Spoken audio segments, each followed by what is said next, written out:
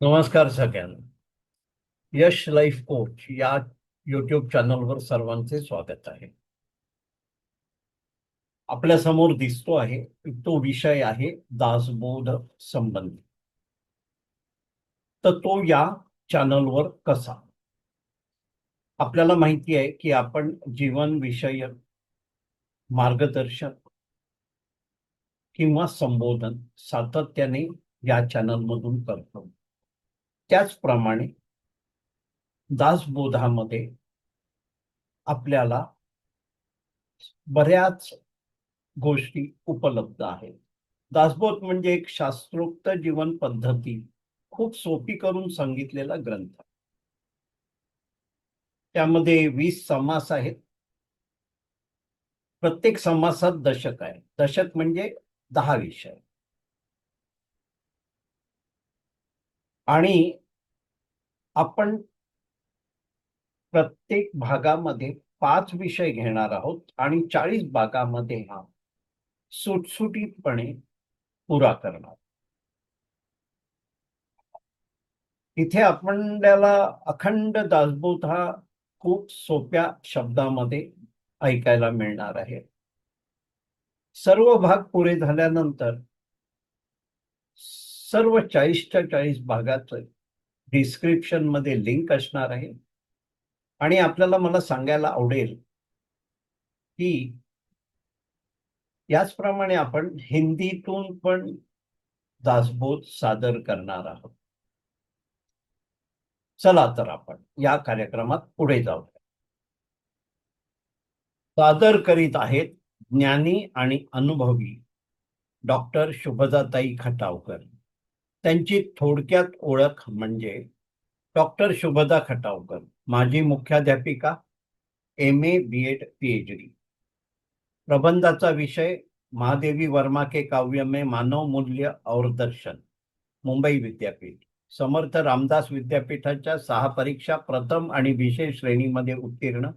35 वर्षांपासून साप्ताहिक विवेक मुंबईसाठी हिंदी मराठी अनुवाद, लेखन, लेखांचे पुनर्लेखन व प्रूफ रिडिंग. अनेक हिंदी मराठी ग्रंथांचे तसेच पुस्तकांचे हिंदी मराठी अनुवाद. अनेक निबंध, कथा, कविता, पुस्तक परीक्षण यांचे लेखन. महाराष्ट्र राज्य उत्कृष्ट वाङ्मय निर्मिती पुरस्कार 1987-88. राष्ट्रीय आदर्श शिक्षक पुरस्कार 2001-2002 तत्कालीन राष्ट्रपती डॉक्टर APJ अब्दुल कलाम यांच्या शुभ हस्ते. 100 पेक्षा जास्ती पुरस्कार आणि 300-350 पेक्षा जास्ती सन्मान. संत साहित्यावर प्रवचने आणि अन्य विषयांवर व्याख्यान.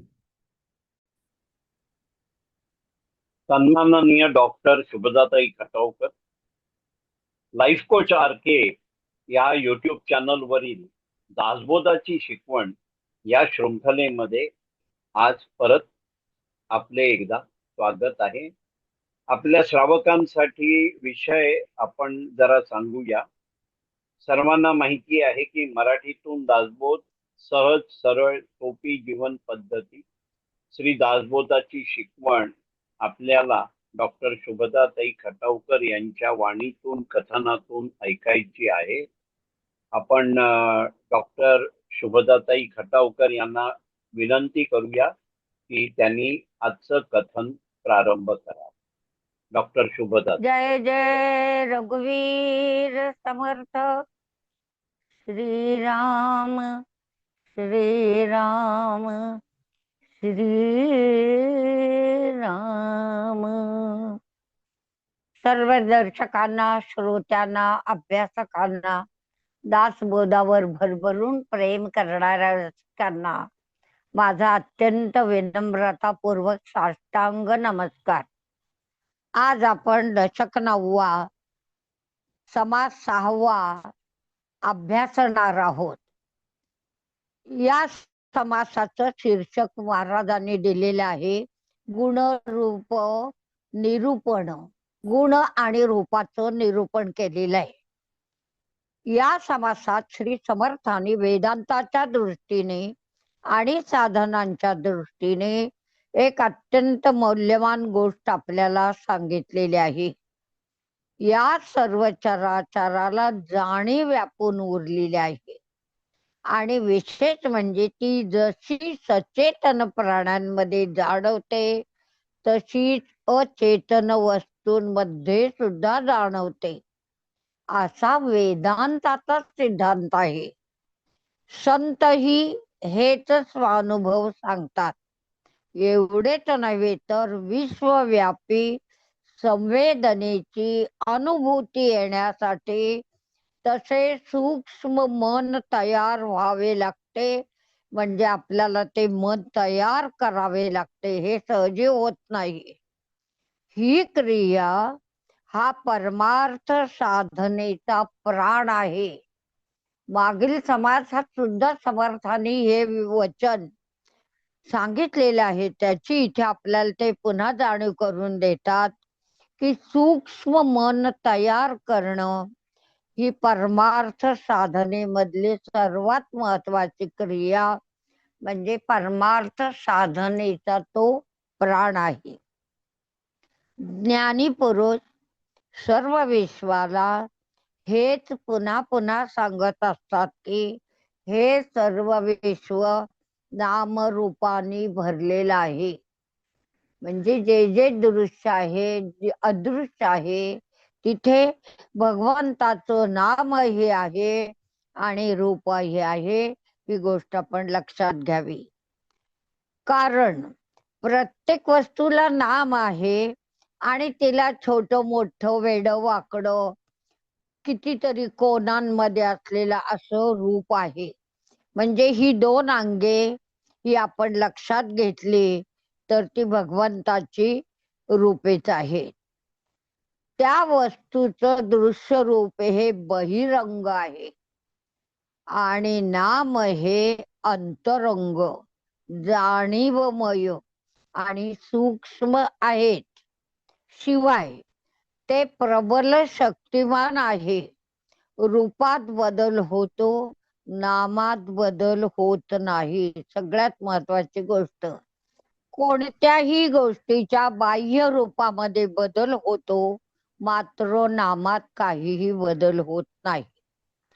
अचेतन वस्तू आणि सचेतन वस्तू मधील जाणीवेतही समर्थ म्हणतात की खूप मोठा फरक आहे, म्हणजे असतो.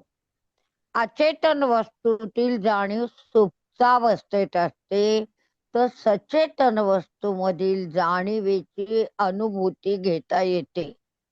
या जाणीवेतून जिवंतपणाची परिणिती म्हणजे मन प्रगट होते. आणि म्हणून जे पंचमहाभूतांचं मिश्रण झालेले जग आहे ते स्थूल आहे, याचाही उल्लेख समर्थांनी पुन्हा पुन्हा आपल्या निवेदनामध्ये लेखनामध्ये केलेला आहे. प्राणी यांच्या देहाला जाणीव व्यापून राहते, तशीच या संपूर्ण दृश्य विश्वालाही व्यापून उरलेली असतेच. परंतु ती त्याला धारण करणारी मोठी जाणीव आहे. तिचे नामकरण हिरण्यगर्भ किंवा ओंकार असे केले आहे. म्हणजे विश्वाला प्रत्येक ज्या वस्तूची जाणीव आहे किंवा ती भरून उरलेली आहे, त्या जाणीवेचं परमार्थामध्ये नामकरण आहे हिरण्यगर्भ किंवा त्याला ओंकार हे दुसरं नाम आहे. ऋग्वेदामध्ये आणि मांडुक्य उपनिषदामध्ये याविषयी उल्लेख आलेले आहेत. म्हणजे समर्थांनी मागच्या ज्या संतांनी साधूंनी तत्वज्ञानाने जो जो अभ्यास केला तो समर्थांनी आधी केला आणि मग हे लेखन केलेले आहे. ऋग्वेद आणि मांडुक्य उपनिषदामध्ये याविषयी ते म्हणतात उल्लेख आले आहेत. त्याला विश्व मनाची संज्ञा देता येते. या समासामध्ये श्री समर्थ विश्व मनाचे वर्णन करीत आहे. साधकाची जाणीव देहाच्या बाहेर विस्तृत होत जाते अंततः ती अतिसूक्ष्म बनते आणि विश्वातील सर्व जीवांच्या ठायी असलेल्या जाणीवेशी समरस होते. म्हणजे प्रत्येक पाण्यामधल्या ज्या ईश्वरी शक्ती आहेत त्या शक्तीमशी ती जाणीव समरस होते. अर्थात अशा तऱ्हेने माणसाचा जीव व्यापकत्व प्राप्त करून तो अखेरी महान आत्मा म्हणजेच महात्मा या पदाला पोहोचतो. अशा पदाला प्रत्येक जीव पोहोचावा हाच परमार्थाचा अत्यंत सुरेख आणि सुंदर संदेश आपल्याला या समासातून मिळतो. आणि अशी जाणीव सूक्ष्मता जी काही तदाकार होण्याची वृत्ती आहे ते आपल्यामध्ये परिपूर्ण व्हावी, आपल्या अंगी उतरावी आणि परमार्थाचा आपला प्रवास अत्यंत सुखकर व्हावा याकरता आपण या समासाचं अत्यंत मनापासून अध्ययन करायचं आहे. पुढचा जो 7वा समास आहे त्याचं नावच आहे विकल्प निरसन. म्हणजे एकदा समर्थांनी सांगितलेला अभ्यास आपला परिपूर्ण झाला की मनामध्ये असलेले विकल्प, शंका, प्रश्न हे सगळे तडीला जातात. म्हणजे त्यांचं अस्तित्व उरत नाही. मागील समासात वस्तूंची 2 अंगे आणि त्यांचे स्वरूप श्री समर्थांनी केलेलं आपण पाहिलं. या समासामध्ये श्री समर्थ पुनर्जन्माचा प्रश्न सोडवायला घेतात. सोडवायला घेतला याचा अर्थ काय? तुम्ही म्हणाल हा कसा काय सोडवायचा? तर जे लोक पुनर्जन्म नाही असा वाद घालतात तो अशा प्रकारचा आहे की माणूस म्हणजे देह आणि त्याचं अंतःकरण होय. हा पंचमहाभूतांचा बनलेला असतो देह आणि अंतःकरण म्हणजे माणूस. पुढे कालमान परत्वे त्याचं अस्तित्व जगातलं संपतं म्हणजे त्याला मृत्यू येतो. नंतर त्याचं दहन केलं जातं. त्यामुळे अर्थातच तो पुन्हा जन्म घेत नाही. माणसाचे अंतःकरण जाणीवेने परिपूर्ण असते. त्यात अनेक वृत्तींचा समुच्चय असतो. देह जोवर शुद्धीत आहे तोवर त्याची जाणीव सतेज आणि ती कार्यरत असते. शुद्ध जेव्हा हरपते तेव्हा जाणीवही हरपते म्हणजे नष्ट होते. अर्थात जाणीवेची पूर्णता अनुपस्थिती म्हणजे दुसऱ्या शब्दात माणसाचे मरण. मृत्यू म्हणजे काय हे समर्थ आपल्याला अत्यंत सोप्या भाषेत सांगतात की ज्या वेळेला माणसाची जी जाणीवेची प्रक्रिया आहे ती संपुष्टात येते म्हणजे त्याचं मरण होतं. मरणानंतर त्याच्या अंतःकरणाचं काय होतं याचे उत्तर कोणी देऊ शकत नाही. याला वितंडवाद अशी संज्ञा देऊन श्री समर्थ अत्यंत स्पष्टोक्तीने हे सांगतात की जोपर्यंत आत्मज्ञान होत नाही तोवर जन्म घेणे चुकत नाही. म्हणजे हा 84 लक्ष योनींचा जो फेरा आहे तो आत्मज्ञानाने संपवता येतो. पण जोपर्यंत आत्मज्ञान होत नाही तोपर्यंत या जन्माच्या राहाट गाडग्यात म्हणजे जन्म मृत्यूच्या फेऱ्यात माणूस सापडतोच.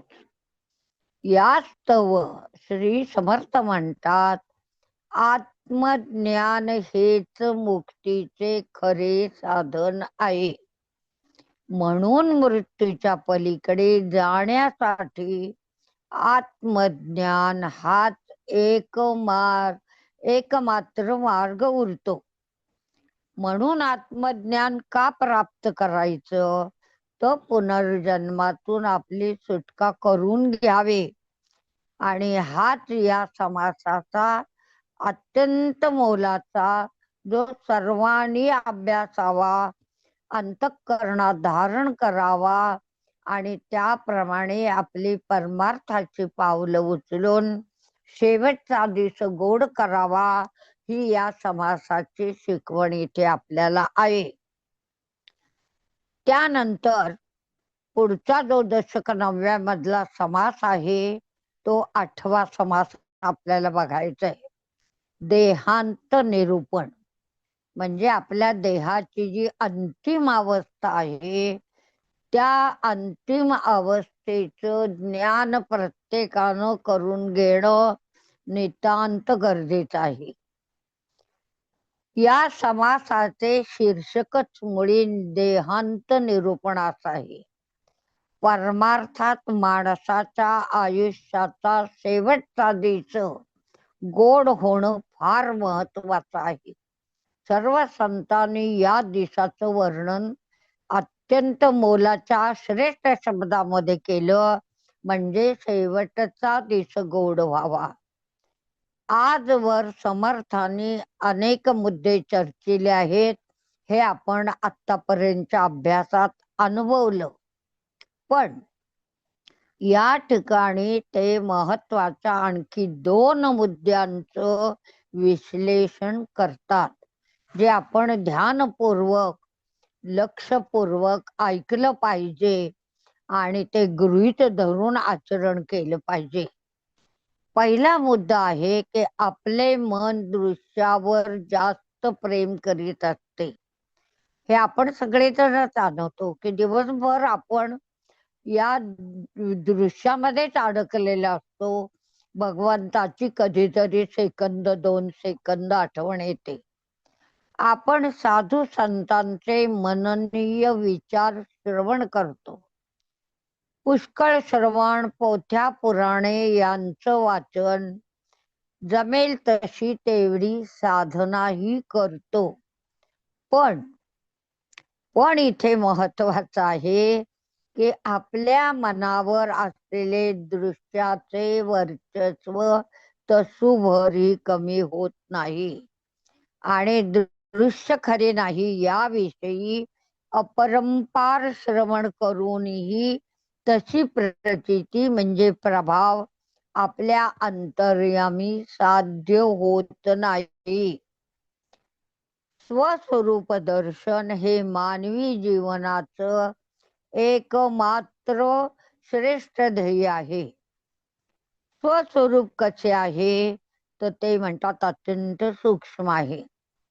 त्याची धारणा आपल्या मनी होण्यासाठी आपल्या मनालाही सूक्ष्म व्हावे लागते. दृश्याच्या मोहाने भारलेले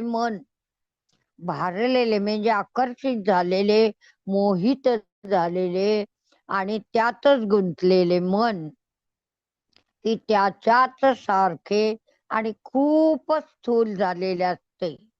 अर्थात सूक्ष्म मनाच्या धारणेसाठी सत्संगाची नितांत आवश्यकता आहे व तोही सातत्याने केला तरच मन सूक्ष्म बनू शकते.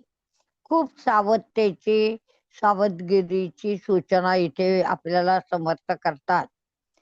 दुसरा जो विचार आहे तो म्हणतात, हा सूक्ष्मतेचा अभ्यास एकाच जन्मी पूर्ण होणारा नाही. तो अनेक जन्म चालू असतो आणि जीवाचा भविष्यकाल त्याच्या अंतकाली त्याची जी मनस्थिती असेल तिच्यावरच अवलंबून असतो. म्हणून साधकाला अंतकाल जो आहे तो त्यांच्या दृष्टीने अत्यंत मोलाचा असतो.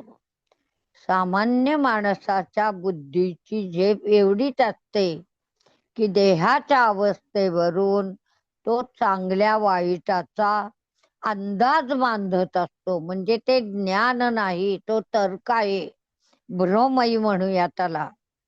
शिवाय देहाला जराही कष्ट न पडता मृत्यू येणे म्हणजे चांगला अंतकाल असं आपल्याला सामान्य माणसाला वाटत असतं. पण साधू संतांच्या आणि आपल्या विचारामध्ये जमीन आसमानाचा फरक आहे. साधू संतांची वृत्ती अशी आहे की देहाला कितीही कष्ट पडले तरी चालतील, पण अंतकाली परमात्म्याचा विसर तसूभरही न पडता आलेलं मरण त्यांना स्वीकार्य आहे. ही आपण या समासाची शिकवण घेऊन 9व्या दशकातील 9व्या समासाचं शीर्षक काय आहे ते पाहूया आणि पुढचा अभ्यास करूया. यामध्ये आपल्याला श्री समर्थ सांगतात की समास 9वा जो आहे तो संदेह वारण.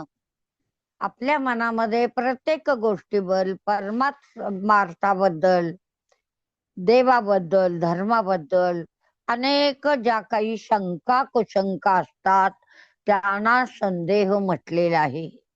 आणि त्या संदेहांचं जोपर्यंत वारण होत नाही तोपर्यंत आपल्याला साधू संतांनी सांगितलेली मतं किंवा त्यांची जी विचारसरणी आहे ती आपल्याला प्राप्त होणार नाही. भगवंताच्या आताच आपण पाहिलं की शांत स्मरणामध्ये आपला अंतकाल जावा अशी साधू संतांची उदात्त इच्छा असते. आत्मज्ञानाचा आणि मृत्यूचा अर्थार्थी कोणताही संबंध नाही. जेव्हा अज्ञानाचा नाश, वासनांचा क्षय होतो त्यावेळी स्वरूप साक्षात्कार होतो. अशा ज्ञानी पुरुषाचा मृत्यू खरे तर आपण मागच्याही समासामध्ये याचं विवरण केलेलं आहे की तो आधीच झालेला असतो. ज्ञान संपन्नावस्था प्राप्त झाल्यानंतर त्याचा देह प्रारब्धावर चालतो हे आपण असं बघितलं. आणि मृत्यूच्या संदर्भात सामान्य माणसाला असलेलं ज्ञान त्याच्याकडे परिपूर्ण ज्ञान असतं आणि म्हणून तो आपल्या मृत्यूच्या संदर्भात पूर्ण ज्ञानी असतो. त्याला त्याविषयी कुठलाही विधी निषेध वाटत नाही.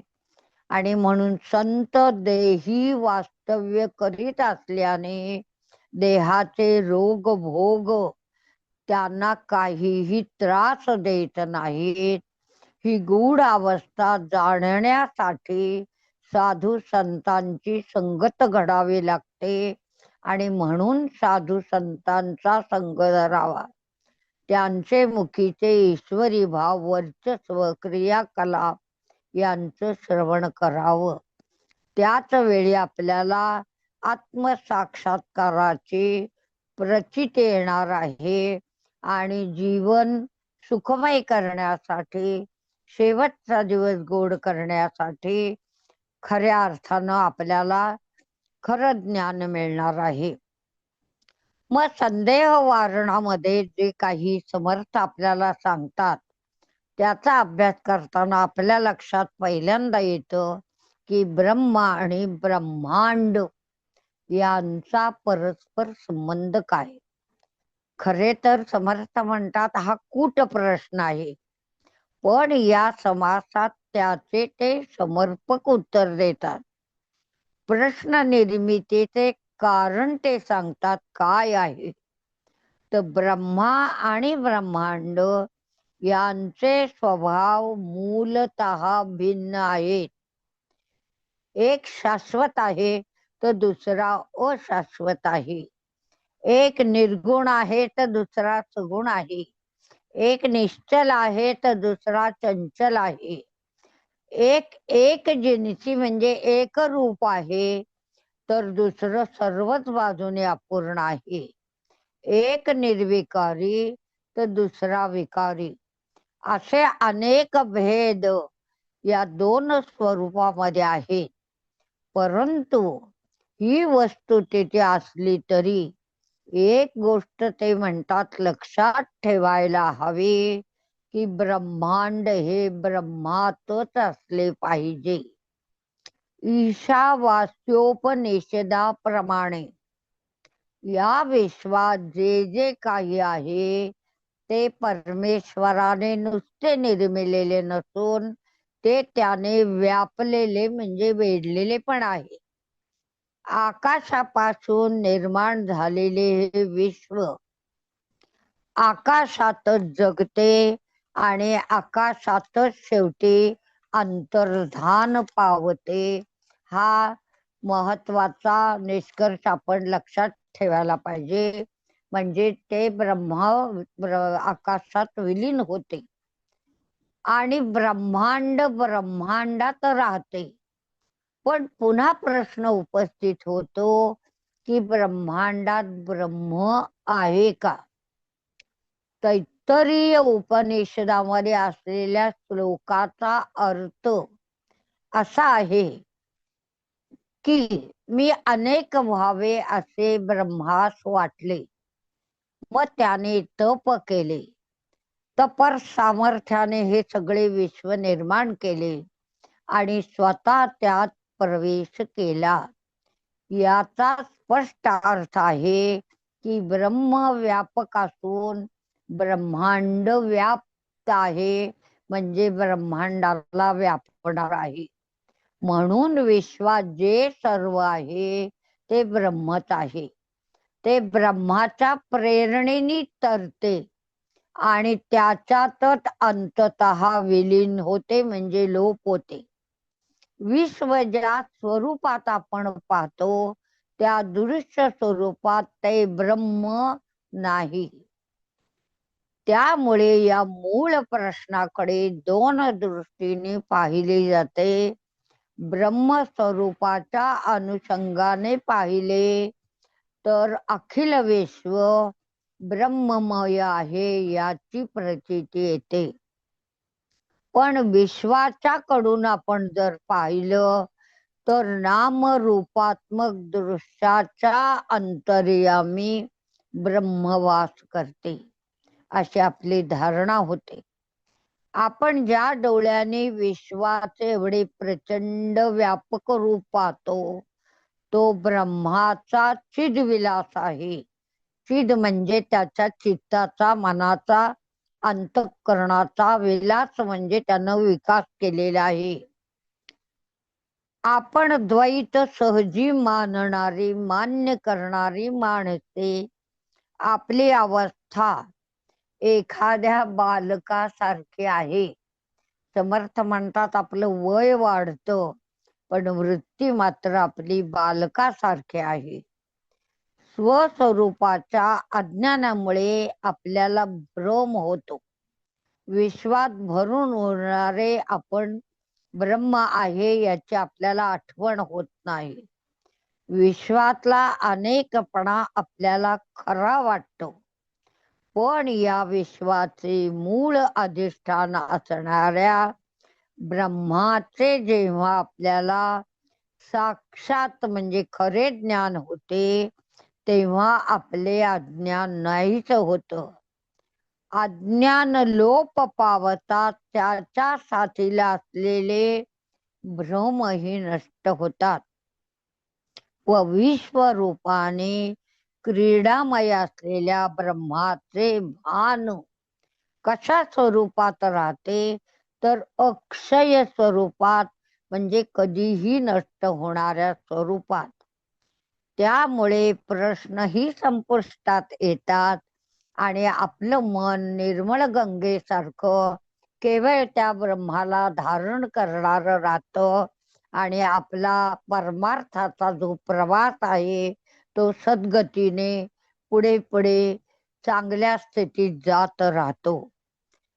आता आपण या आजच्या वक्तव्याचा म्हणजे समास 10व्याचा अभ्यास करणार आहोत. त्याचं शीर्षक समर्थाने दिलेले स्थिती निरूपण. श्री समर्थ या समासात परमार्थाचा साधन दृष्ट्या आणि साध्य दृष्ट्या अशा दोन्ही बाजूनी समारोप करतात. परमार्थाची क्रिया अंतरंगी आहे, ती बहिरंगी नाही. येथे मुख्य मुद्दा अंतर्निष्ठेचा आहे. अंतर्निष्ठा म्हणजे श्रद्धा. आणि ती कशी आहे तर जिव्हाळ्यानं, मनानं, प्रेमानं केलेली. कारण आपले एक निश्चित असे ध्येय असते. त्यामुळे आपण त्याच्याशी अंतरंगी एकरूप होतो. भूतांची भक्ती करणाऱ्या भूमीवरच्या लोकांचीच प्राप्ती होते. अर्थात जो निर्गुण सगुण उपासक असतो तो स्वतः निर्गुण परब्रह्म बनतो. श्रीमद भगवद्गीतेत भगवान श्रीकृष्णाने अत्यंत स्वच्छपणे हे विचार व्यक्त केले आहेत. ते म्हणतात की देवांची भक्ती करणारे देव लोकात, पितरांची भक्ती करणारे पितृलोकात आणि भूतांची भक्ती करणारे भूतात आणि माझी म्हणजे ईश्वराची भक्ती करणारे मला येऊन पोहोचतात. मानवी जीवनाचे खरे सार्थक सांगताना श्री समर्थ म्हणतात की भगवंताला प्राप्त करून त्याची खरी ओळख करून घेण्यातच मानवी जीवनाचे सार्थक आहे. मीपणाच्या शोध वाटेने पुढे जाता जाता सारी दृश्यात्मक दृष्टी पडून लोप पावतात आणि अखेरी काय उरत असेल तर शुद्ध आत्मा उरतो. त्यावेळी सोहम, तो मीच आहे, हा साक्षात्कार होऊन परमार्थाची खरी खूण आपल्याला प्राप्त होतो. म्हणजे इथे ते दृष्टांत देतात की रंकाचा राजा होण्याने जसे त्याचे सर्वांगी जीवन फुलून बहरून येते, त्याप्रमाणे जीवाचे ब्रह्मस्वरूपी रूपांतर होणे म्हणजे त्याच्या जीवनाचा, जगण्याचा, देहाचा संपूर्ण कायापालट होणे होय. अशा रीतीने साधन करीत करीत साधकाला स्वतः साध्य रूप प्राप्त होते आणि आता काहीही करायचं उरलेलं नाही अशी शब्दातीत स्थिती प्राप्त होते. ही शब्दातीत व जीवनाचे खरे साध्य असलेली स्थिती प्रत्येकाला प्राप्त व्हावी. समर्थांचा किती उदात्त आणि गहन विचार आहे की सर्व विश्वामध्ये असलेल्या लोकांना असं सुंदरतम जीवन जगायला मिळावं, हाच समर्थांचा या समासा लेखनामागचा, या सगळ्या वक्तव्यामागचा, कथनामागचा जो सखोल अत्यंत व्यापक विचार दृष्टिकोन आहे तो आपल्या अंगी मुरावा. म्हणजे केवळ फक्त धारण करायचा नाही तर आपल्या मनातल्या विचारांमध्ये, कल्पनांमध्ये, कणाकणामध्ये तो मुरावा. हे प्राप्त करायचं असेल आणि शेवटचा दिवस आपल्याला गोड करायचा असेल तर या सगळ्या गोष्टी शांत मनाने, समृद्ध मन करून आपण स्वीकारल्या तर परमार्थ अवघड नाही, तो खरेच सोपा आहे. आणि कशा पद्धतीने प्राप्त करायचा याचा अत्यंत बारीक बारीक सदृष्टांत आपल्याला केलेला जो उहापोह आहे तो अंतःकरणात साठवूया आणि श्री रघुरायाच्या नामाने या कथनाचा समारोप करूया. जय जय रघुवीर समर्थ. श्रीराम श्रीराम श्रीराम.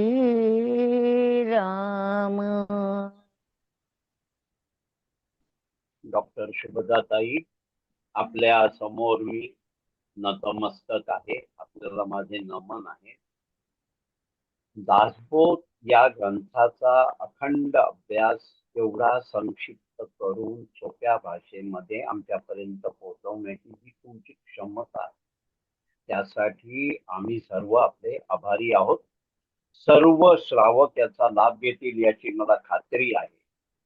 सर्वांना विनंती की आपल्या परिवारातील आणि परिचयातील प्रत्येक सदस्यापर्यंत ह्या ग्रंथाचं व्यावहारिक ज्ञान पोहोचवावं अशी आपल्याला विनंती परत करतो. डॉक्टर शुभदाताई, तुमचे बहुमूल्य ज्ञान आणि अमूल्य वेळ या दोन्ही योगदानासाठी तुमचे खूप खूप आभारी आहोत. तसेच सर्व श्रावकांचेही मी आभारी आहे. आणि आजच्या या शृंखलेमध्ये आपण इथे थांबतो आहोत.